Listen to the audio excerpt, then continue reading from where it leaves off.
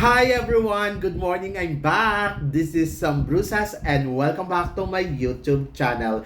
Oh my gosh, this is it guys. Pag-uusapan natin ngayon, Miss Cosmo. Ang laki ng pagkukulang kung bakit. Yan ang tatalakayin natin ngayon. But before anything else, hello Philippines and hello beautiful people. Mabuhay! Kamusta kayong lahat? Sana lahat po kayo ay okay at safe ngayong araw na to. At syempre, sa lahat naman ng mga bago nating subscribers dyan, hello po sa inyo lahat. Maraming salamat guys sa pag-subscribe ninyo. Syempre dito sa channel ko at syempre sa lahat naman ng makamamasam dyan na laging sumusuporta. Araw-araw, lagi-lagi, maraming salamat guys sa inyong lahat. Syempre, usapang Miss Cosmo tayo ngayon. So, actually ayoko na silang pag-usapan pero sige lang. So, nagsalita na yung ibang mga kandidata tungkol dito sa nangyari sa Miss Cosmo. Actually, hindi pa nagsasalita na lang. Isa sa mga inaabangan ko ay si Colombia. At ina-expect ko na magsasalita din si Colombia. Maraming na-disappoint dito sa Miss Cosmo. Actually, hindi lang ang Pilipinas. Pero ang isa sa mga malaking impact talaga na nasaktan at alam naman natin na talagang babalikan sila ang Pilipinas. Kasi nga, syempre, dahil nga sa mga nagamit nila si Atisa, nagamit nila ang Pilipino para sa publicity nila. So, amin man nila o hindi, ganun talaga ang nangyari. Ganun yung na-feel, di ba? So, hindi mo may iwasan. Ngayon, talagang babalikan sila. Pero ngayon, parang feeling ko kalmado na ang mga Pinoy. So, kahapon, may nabasa ako sa isa sa mga comment ni Tansenia. Isa dito sa mga nagamit kasi sa botohan. Sa totoo lang. So, pinilit niya na pilit ilaban yung sarili niya hanggang sa tumaya sila ng tumaya ng sobrang dami pero hindi sila nagwagi. So, isa sila sa mga masasabi kong biktima. Pero gusto ko yung pananaw na sinabi niya. Ang sabi niya kasi, nakakalungkot lang isipin na hindi sila nabigyan talaga ng pagkakataon na maipakita or makapasok sa semifinals dito sa Miss Cosmo. At talagang sobrang nasad siya.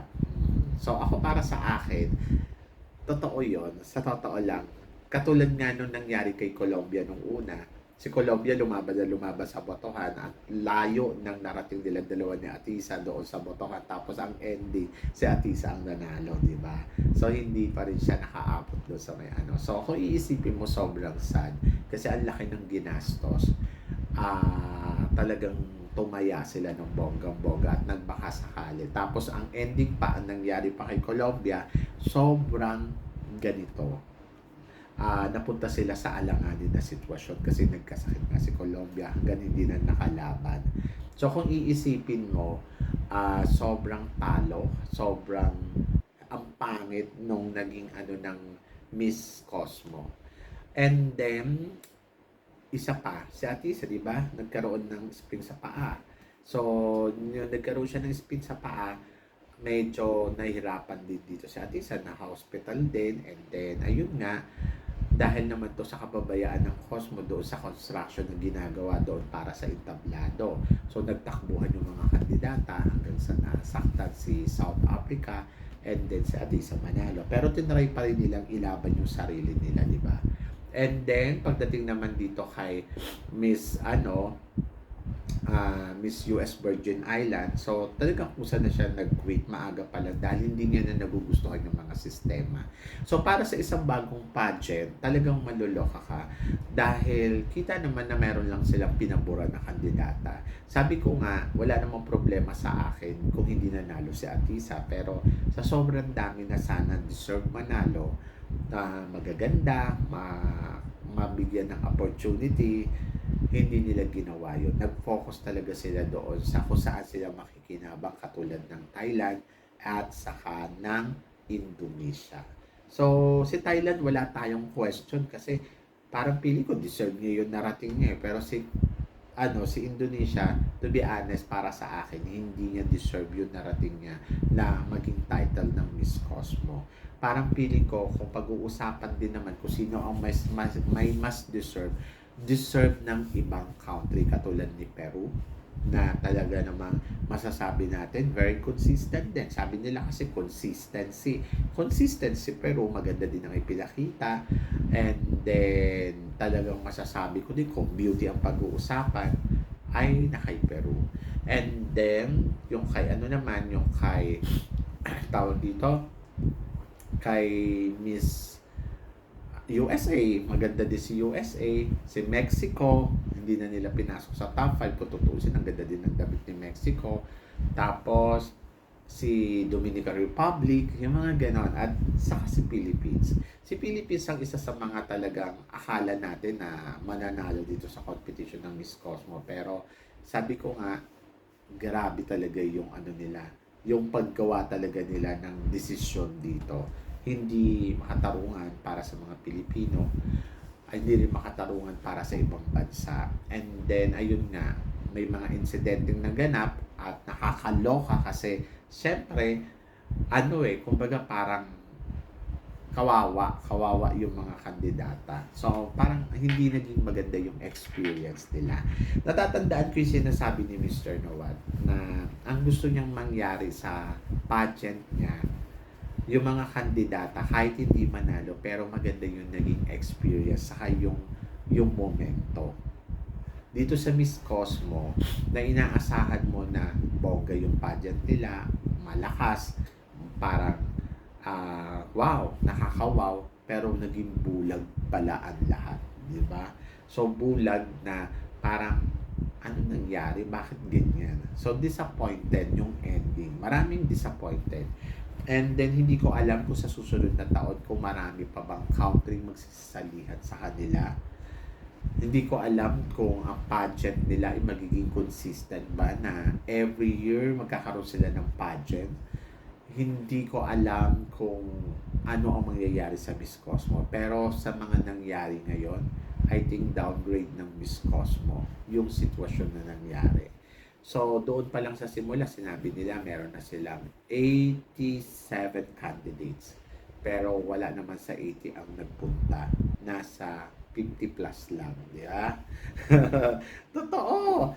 Doon pa lang parang nagyabang na kayo na meron kayong 82, 87, or 81 contestants. Sabihin na natin 80, pero iba yung 80 sa 50 plus.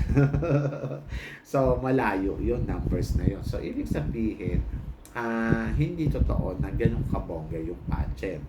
And then plus nandoon na sa mga sitwasyon ngayon, I think sa susunod na taon mas mahihirapan sila kumuha ng kandidata dahil sa mga nangyayari dito sa Miss Cosmo. Yes, bongga yung yung coronation night nila dahil sa isang malaking space ang ginawa, pero kung iisipin mo, hindi rin naman nila natupad kung ano yung gustong mangyari talaga ng Cosmo do sa mga plano. So medyo nakakalungkot, 'di ba? Kasi parang nabaliwala talaga lahat ng effort ng mga kandidata. Si Tata, nagsasalita siya sa social media ng todo-todo ngayon. Pero kung iisipin mo, parang hindi dapat ganun So, dapat naging maayos yung kanyang live. Kung gusto niya rin naman pala ng stop of war, di ba? So, yun. So, medyo hindi niya rin naman masisisi talaga ang mga reaction ng tao sa kanya. And nakakalungkot kasi nauwi ang akala nating magandang pageant sa ganitong eksena. Dahil sa pagpili nila ng mga maling judges, pagpili nila sa sitwasyon. Sa ngayon, wala tayong narinig kay Polo Sugar, but parang biglang nanahimik at tulkusan na lang umalis doon sa sa Vietnam, na hindi natin alam kung nandiyan pa siya o pumunta na siya ng USA. So siguro naman alam naman na ni Miss Polo Sugar yung kung ano yung meron ng pageant na to. And ewan ko kung gusto niya bang maging part ba talaga ng Miss Cosmo. Ako, para sa akin ngayon, wala na. Disappoint ako sa Miss Cosmo. Hindi ko alam kung ano ang mangyayari sa kanila sa susunod na taon. So, parang feeling ko mababawasan yung contestant nila at may hirapan pa sila kumuha ng another na contestant. So, yun. So, yun lang. Yung credibility, napaka-importante nun, Cosmo, para mas magtagal ka sa mundo na ganito.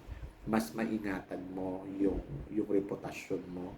Kasi syempre, iba ang magiging tingin sa'yo ng tao at ikaw yung mahihirapan na makabangon sa sitwasyon na ginagawa mo. Oo, nagtagumpay kayo doon kung ano man yung pinaplano ninyo, pero ang ending ay baka bumalik din yan sa'yo lahat at ikaw ang mahirapan kumuha ng kandidata na magtitiwalang sumali sa pageant mo. Sayang medyo maganda na sana yung nasimulan ninyo, kaya lang parang pumalpa kayo doon sa aspeto kung kailan natapos na yung pageant, di ba? And then ngayon medyo sobrang gulo at ayun, medyo marami pang dismayado talaga.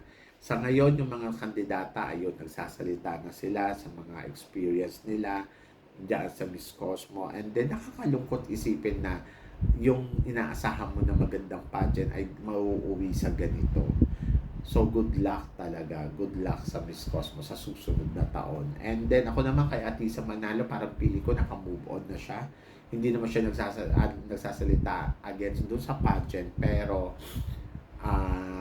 pinipili niya na maging positibo yung pananaw niya dito sa sitwasyon na naranasan niya sa Miss Cosmo. Diba? So, yun, nakakaloka. Anyway, wala naman tayo magagawa. Show must go on and laban lang. So, yun. So, hindi natin alam kung sa susunod na taon kung magpapadala din ba ang Pilipinas sa Miss Cosmo. Pero, guys, hinay-hinay lang tayo. At ngayon, alam na natin. So, depende sa kanila yan kung ano ang mga eksenang gagawin nila. So, parang feeling ko kasi kahit siguro magpadala tayo sa isang tao tapos ipapanalo nila, parang nakakaloka naman yun. Sinayang naman ninyo si Atisa. So, ang hirap kasi tanggapin yun na sinayang nila si Atisa ng ganun-ganun lang. Diba? So, yun. Kaya windang talaga ako sa kanila ng bonggang-bongga hanggang ngayon. Tapos nagsasalita na yung mga kandidata, kung iisipin mo at papakinggan yung sinasabi nila, medyo nakakalungkot pakinggan. Diba? So, yun.